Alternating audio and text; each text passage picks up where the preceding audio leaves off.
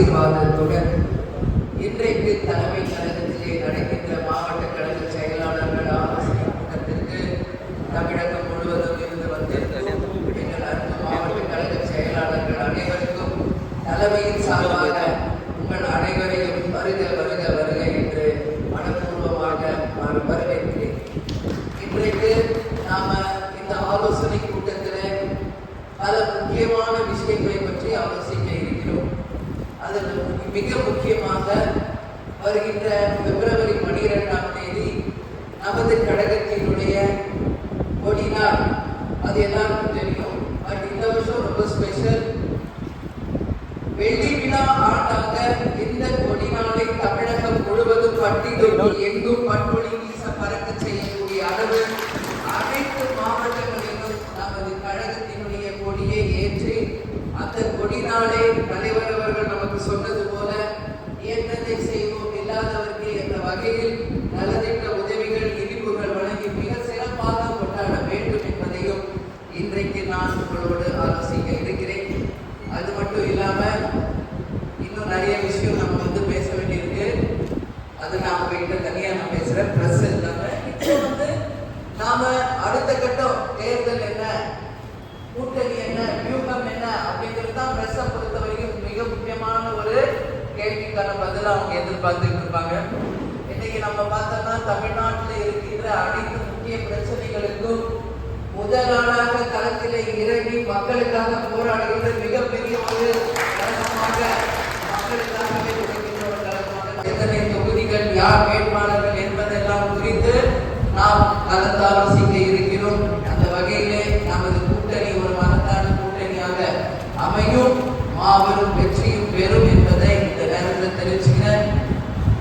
அந்த கூட்டணியிலே இன்னும் பல பேர் இணைய இருக்கிறார்கள் என்பதையும் இந்த நேரத்தில் நான் சொல்ல. ஏன்னா ஒரு தேர்தல் அப்படின்னாலே அந்த வெற்றி தான் எல்லாருடைய இலக்கு. அந்த வகையில் நாம் வெற்றிக்கான இலக்கை நிச்சயமாக தீர்மானித்து அந்த வெற்றியை நோக்கி நாம் பயணிப்போம் என்பதையும் இந்த நேரத்தில் உங்ககிட்ட நான் சொல்றேன்.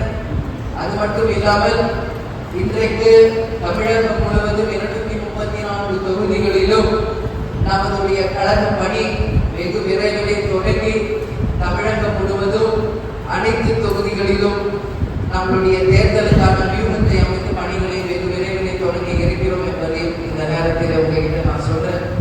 அது மட்டும் இல்லாமல் ஏப்ரல் மாதம் செயற்குழு பொதுக்குழு கூட்டப்படும்.